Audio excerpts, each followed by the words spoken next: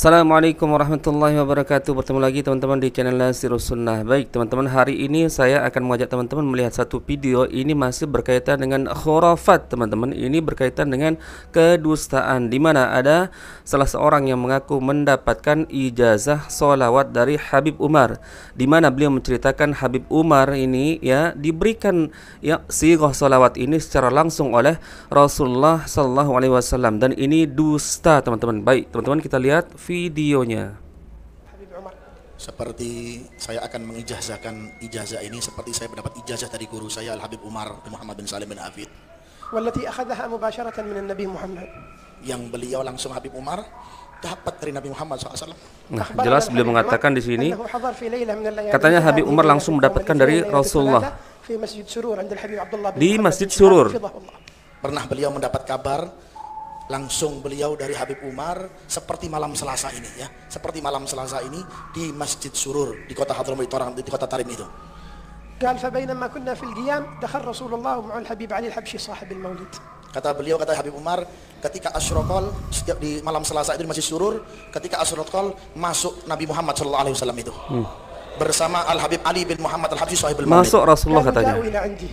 Dan beliau Rasulullah dan Habib Ali datang kepada bersama Habib Ali dan datang kepadaku, kata Habib Umar.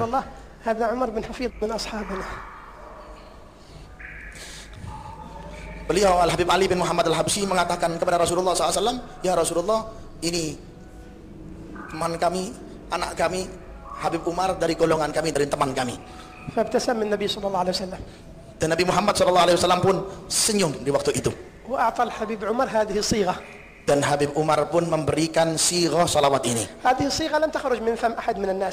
Dan ini sighah salawat ini tidak biasa keluar dari lisan orang sembarangan. Dan sighah salawat ini tidak bisa keluar, tidak biasa keluar dari lisan orang sembarangan. Dari lisannya baginda Nabi Muhammad SAW. Artinya seolah-olah Rasulullah ini memilih secara spesial Habib Umar ini teman-teman untuk mengajarkan sholawat ini teman-teman, dan tidak pernah diajarkan ke orang lain, hatta itu para sahabat Nabi. Ini aneh teman-teman, ini kedustaan.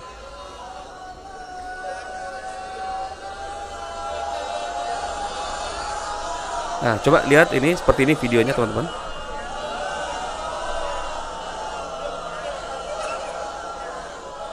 Baik teman-teman, itu dia ya cuplikan video dari seorang yang mengaku ya mendapatkan ijazah sholawat dari Habib Umar, di mana Habib Umar ini katanya ya pernah bertemu dengan Rasulullah, kemudian diajarkan ya sholawat tersebut, dan katanya dari penjelasan video tersebut tidak pernah sholawat ini diajarkan kepada seorang ya, hatta itu seorang sahabat Nabi pun teman-teman. Dan ini aneh teman-teman.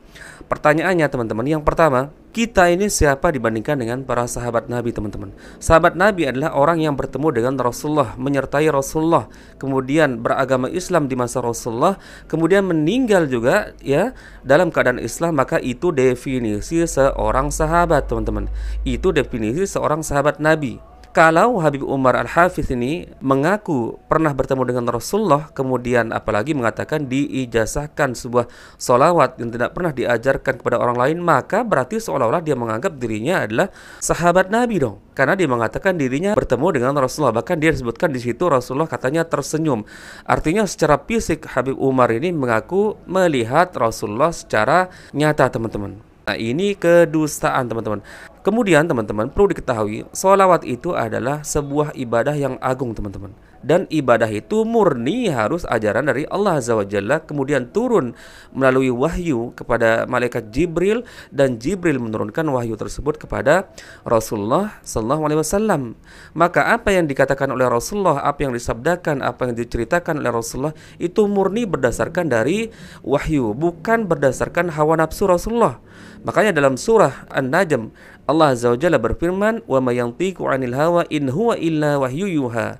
Tidaklah keluar dari lisan Muhammad itu melainkan sebuah wahyu yang diwahyukan kepadanya. Artinya teman-teman, apa yang dikatakan oleh Rasulullah itu merupakan ya wahyu dari Allah Azza wa Jalla. Tidak sembarangan Rasulullah ketika berucap satu patah kata pun, melainkan ya mengandung ibadah, mengandung faedah yang besar teman-teman. Teman-teman, meninggalnya Rasulullah tanda bahwa wahyu itu sudah sempurna. Artinya agama ini sudah sempurna. Makanya dalam Al-Quran surah Al-Ma'idah ayat ketiga Allah Azza wa Jalla berfirman, "Al-yauma akmaltu lakum dinakum wa atmamtu lakum ni'mati wa raditu lakumul Islam madina." Pada hari ini aku sempurnakan agama kalian dan aku cukupkan nikmatku kepada kalian dan aku ridho agama Islam sebagai agama kalian. Artinya teman-teman, segala bentuk hukum halal haram sudah diajarkan dalam agama Islam ini teman-teman. Apalagi sekedar lafaz sholawat teman-teman.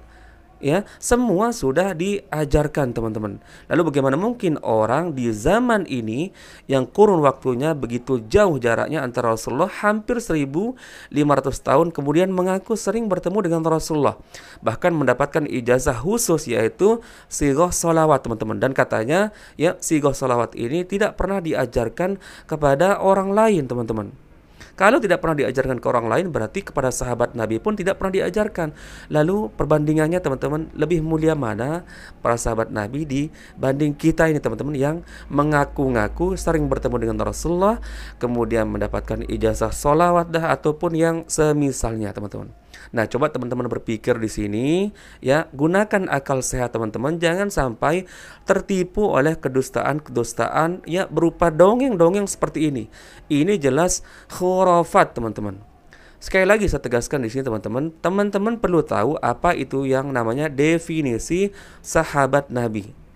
Sahabat Nabi adalah seseorang yang bertemu dengan Rasulullah secara nyata, bukan dalam mimpi, kemudian beragama Islam di zaman Nabi, kemudian mati dalam keadaan beragama Islam. Itu definisi seorang sahabat Nabi. Nah, teman-teman tidak mungkin tidak mengetahui nama Uwais Al-Qarni ya. Uwais Al-Qarni ini adalah salah seorang ya yang sangat berbakti kepada orang tuanya. Uwais Al-Qarni ini mempunyai keinginan yang sangat besar untuk ingin bertemu dengan Rasulullah sallallahu alaihi wasallam ya. Namun beberapa kali ibunya melarang karena tidak ada yang akan menjaga ibunya seandainya Uwais Al-Qarni pergi teman-teman. Namun suatu ketika mungkin ibunya memahami keinginan anaknya itu Uwais Al-Qarni sangat betul-betul ingin bertemu dengan Rasulullah, maka diizinkanlah oleh ibunya. Singkat ceritanya, Uwais Al-Qarni sudah sampai di Mekah atau di Madinah teman-teman. Ternyata Uwais Al-Qarni mendapatkan informasi bahwa Rasulullah sudah meninggal dunia teman-teman. Rasulullah meninggal dunia. Maka para ulama memasukkan Uwais Al-Qarni ini bukan pada jajaran sahabat Nabi, akan tetapi Uwais Al-Qarni ini masuk pada jajaran tabi'in ya, di bawah generasinya sahabat atau murid dari para sahabat Nabi. Nah, di sini teman-teman harus berpikir, Uwais Al-Qarni ini saja yang satu zaman ya hidup bersama Rasulullah, akan tetapi belum pernah berjumpa dengan Rasulullah satu kali pun, maka dia tidak masuk pada golongan atau jajaran para sahabat Nabi. Akan tetapi beliau Uwais Al-Qarni masuk pada jajaran ya tabi'in ya, murid para sahabat Nabi. Lalu bagaimana dengan orang di zaman ini bisa mengaku ya berulang kali bisa bertemu dengan Rasulullah, bahkan bukan hanya mengaku bertemu dalam mimpi. Kalau mimpi mungkin itu benar teman-teman ya, asalkan dicocokkan juga. Ketika ada seorang mengaku mimpi bertemu dengan Rasulullah, harus dicocokkan ya kriteria Rasulullah yang kamu lihat di dalam mimpi itu seperti apa. Kita cocokkan dengan fisik Rasulullah yang sudah disebutkan di dalam hadis. Kalau ternyata berbeda ya yang disebutkan di dalam mimpinya tersebut dengan hadis sahih, misalkan dia mengatakan Rasulullah kepalanya botak, tidak ada rambut, maka ini bohong. Sedangkan Rasulullah disebutkan dalam sebuah riwayat rambutnya itu sebahu teman-teman, tidak keriting, tidak juga lurus teman-teman. Kalau ada yang mengatakan Rasulullah itu kurus, kerempeng, maka ini dusta. Juga kalaupun ada orang yang mengaku bertemu dengan Nabi Muhammad, kemudian di dalam mimpinya ya beliau melihat Nabi Muhammad tidak berjenggot, maka ini bohong, karena Rasulullah jenggotnya tebal teman-teman. Artinya teman-teman, betul apa yang disabdakan oleh Rasulullah bahwa syaitan tidak bisa menyerupai aku di dalam mimpi. Akan tetapi garis bawah ini teman-teman, syaitan bisa mengaku-ngaku ya menjadi nabi di dalam mimpi. Maka teman-teman bisa disimpulkan kalau ada orang yang mengaku bermimpi bertemu dengan Rasulullah, mari kita cocokkan kriteria Rasulullah yang kamu lihat di dalam mimpi dengan kriteria yang sudah disebutkan secara fisiknya oleh para ulama. Ini berkaitan dengan mimpi, apalagi dalam dunia nyata teman-teman ya. Orang yang mengaku bertemu Nabi di dunia mimpi saja belum tentu benar. Bisa jadi itu tipuan syaitan, apalagi secara kriteria jauh berbeda dengan apa yang sudah dijelaskan oleh para ulama. Apalagi ini begitu mudahnya ya sebagian orang mengaku bertemu dengan Rasulullah, kemudian mendapatkan ijazah sholawat, Ketahuilah teman-teman bahwa agama ini sudah sempurna. Yang namanya agama sempurna berarti tidak kurang satu apapun dari ajarannya, baik yaitu hukum halal haram maupun yang lain, teman-teman. Makanya tadi sudah saya sebutkan di surah Al-Maidah ayat ketiga, Allah berfirman, "Al-yawma akmaltu lakum dinakum wa atmamtu lakum ni'mati wa raditu lakumul islami dina." Pada hari ini aku sempurnakan agama kalian dan aku cukupkan nikmatku kepada kalian dan aku ridho agama Islam sebagai agama kalian. Ketika Rasulullah menyampaikan firman Allah ini pada Haji Wada yang dihadiri oleh kalau tidak salah 124.000 para sahabat Nabi, maka sebagian sahabat Nabi, salah satunya Abu Bakar, mengetahui bahwa firman Allah ini adalah tanda-tanda perpisahan para sahabat Nabi dengan Rasulullah. Artinya tidak lama lagi Rasulullah akan meninggal dunia. Karena bisa disimpulkan kalau agama sudah sempurna berarti wahyu juga tidak akan turun. Maka fungsi Rasulullah ketika masih hidup adalah untuk terus menyampaikan wahyu dari Allah Azza wa Jalla yang diturunkan melalui Jibril alaihi salam. Nah, teman-teman, silahkan berpikir bagaimana mungkin agama yang sudah sempurna, hukum-hukumnya sudah diajarkan oleh Rasulullah. Kemudian ada orang mengaku sering bertemu dengan Rasulullah, kemudian diajarkan beberapa hukum dalam Islam. Salah satunya diajarkan tentang sholawat. Apa lebihnya kita dibandingkan dengan para sahabat Nabi?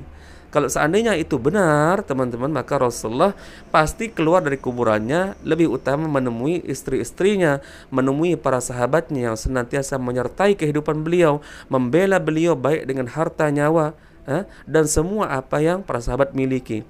Lalu apa kelebihan kita dibanding para sahabat Nabi, teman-teman? Maka saya ingin di sini teman-teman berpikir dengan akal sehat. Di sini kita tidak bermaksud untuk menghujat atau mencaci maki siapa yang mengaku-ngaku bertemu dengan Rasulullah apalagi diberikan sholawat secara khusus. Tidak, teman-teman. Di sini maksud kita adalah untuk saling meluruskan, teman-teman. Bukankah Rasulullah bersabda, apabila kalian melihat kemungkaran maka cegahlah dengan lisan kalian, kalau tidak mampu dengan tangan, kalau tidak mampu benci dalam hati. Wadzalika adhaful iman, maka itu adalah selemah-lemahnya iman. Jadi teman-teman, kalau kita melihat sebuah kemungkaran, kita tidak bisa mencegah dengan tangan, cegah dengan lisan. Kalau tidak mampu, cegah dengan paling tidak membenci dalam hati. Nah, kalau tidak bisa membenci dalam hati, teman-teman, maka ini wallahu alam apa kategori dari iman kita. Sedangkan orang yang hanya bisa membenci dalam hati termasuk selemah-lemahnya iman. Lalu bagaimana mungkin ada orang sekarang dengan jelas melihat kemungkaran, kesesatan seperti ini, khurafat, lalu membelanya, teman-teman, mengatakan ini benar, atau apalagi banyak di kolom komentar yang mengatakan maqamu belum sampai seperti para wali, para habaib. Di sini bukan berbicara masalah makom, teman-teman. Kalau kita mau berbicara masalah makom, mari kita bandingkan makom yang tertinggi dari orang-orang yang kalian sebut habaib, wali, lebih tinggi mana para sahabat Nabi dibandingkan dengan mereka. Jangankan sahabat Nabi, teman-teman, para tabi'in, tabi'ut tabi'in. Kalian tahu sahabat Nabi, tabi'in, tabi'ut tabi'in pernah disabdakan oleh Rasulullah sebagai generasi terbaik, manusia terbaik. Rasulullah bersabda, khairun nas qarni, thumma alladhina yalunahum, thumma alladhina yalunahum. Sebaik-baik manusia adalah di zamanku. Siapa di zaman Rasulullah? Yang bertemu dengan Rasulullah, yaitu para sahabat. Thumma alladhina yalunahum. Kemudian setelahnya, yaitu yang bertemu dengan para sahabat Nabi, tidak bertemu dengan Rasulullah, yaitu tabi'in. Kemudian tsummal ladzina yalunahum, kemudian setelahnya yaitu tabi'ut tabi'in, tidak bertemu dengan sahabat Nabi tapi bertemu dengan tabi'in, muridnya para sahabat Nabi. Ini generasi terbaik, teman-teman. Lalu bagaimana mungkin kita mengklaim saat ini kita sering bertemu dengan Rasulullah, kemudian diajarkan ibadah ini, hukum ini, ijazah sholawat, siapa kita dibandingkan dengan mereka? Maka di sini, teman-teman, saya ingin mengajak teman-teman untuk berpikir, teman-teman, menggunakan akal sehat. Agama ini bukan agama dongeng, tapi agama ini agama dalil. Makanya ada Al-Quran 30 juz, kemudian tafsiran dari para ulama tentang Al-Quran tersebut berjilid-jilid, teman-teman. Dan itu pun dari berbagai macam ulama, Ada tafsir Jalalain, ada tafsir Ibnu Katsir, dan ada tafsir banyak lagi, teman-teman. Ini membuktikan kalau mau mencari hukum dalam ilmu agama ini, mari kita cukupkan diri kita dengan hujjah dari Al-Quran dan Sunnah, kemudian pemahaman para salafus saleh, para ulama yang mengikuti jejaknya para sahabat Nabi, teman-teman. Ini sudah mencukupkan kita, teman-teman. Baik, teman-teman, berkaitan dengan statement orang-orang yang mengaku ya sering bertemu dengan Nabi, apalagi diajarkan ibadah khusus, sholawat khusus. Baik, ini kita akan mendengarkan pencerahan dari Ustadz Firanda berkaitan dengan hal tersebut. Ini dia videonya. Kita bilang secara logika saja, seorang terkadang kalau bisa didadil, ya kita bilang logikanya, para sahabat lebih mulia daripada orang-orang sekarang, iya atau tidak? Para sahabat dipuji langsung dalam Al-Quran. Para sahabat dipuji langsung oleh Nabi SAW, dijamin masuk surga. Namun setelah Nabi SAW meninggal, mereka tidak pernah bertemu langsung lagi dengan Nabi. Padahal mereka dalam kondisi sangat butuh. Betapa sering masalah-masalah mereka hadapi. Ada peperangan seperti tadi, Abu Bakar dan Umar khilaf. Ya enggak? Ini orang-orang membayar zakat, kita perangi atau tidak? Kata Abu Bakar kita perangi, kata Umar enggak. Mereka enggak bilang, ayo kita tanya Nabi yuk. Enggak. Kalau ternyata Nabi masih bisa hadirkan, nah, ngapain Abu Bakar dan Umar ribut? Mereka bakalan ke kuburan Nabi, katanya, Nabi gimana nih, kita lagi ribut nih, yang benar yang mana? Enggak ada. Kemudian juga terjadi khilaf-khilaf setelah itu, bahkan tercapai pada tingkat bunuh-bunuhan, misalnya antara Abu Muawiyah dan siapa? Ali bin Abi Thalib. Kenapa mereka tidak pergi ke Nabi SAW minta petunjuk? Tidak ada. Kenapa juga waktu Nabi SAW meninggal para sahabat menangis? Kenapa? Karena mereka tahu tidak bisa lagi ketemu dengan Nabi SAW.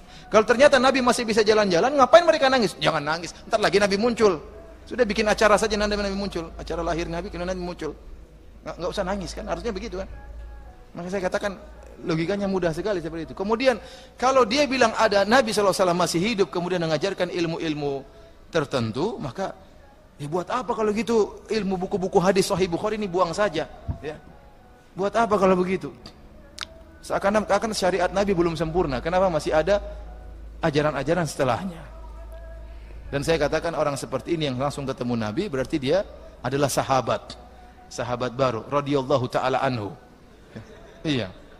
Karena definisi sahabat adalah orang yang bertemu Nabi dalam keadaan muslim dan meninggal dalam keadaan muslim. Dan itu benar-benar dia adalah seorang sahabat. Karena dia mengatakan ketemu Nabi dalam keadaan apa?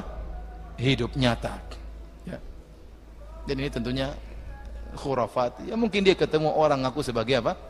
Sebagai Nabi, namun bukan Nabi Shallallahu Alaihi Wasallam. Karena orang-orang yang sangat mulia, jauh lebih mulia daripada dia, Abu Bakar, Umar dan Utsman, tidak pernah ketemu Nabi setelah Nabi Shallallahu Alaihi Wasallam meninggal dunia. Kalau mimpi ya mungkin, kalau mimpi sahabat juga mimpi ketemu Nabi.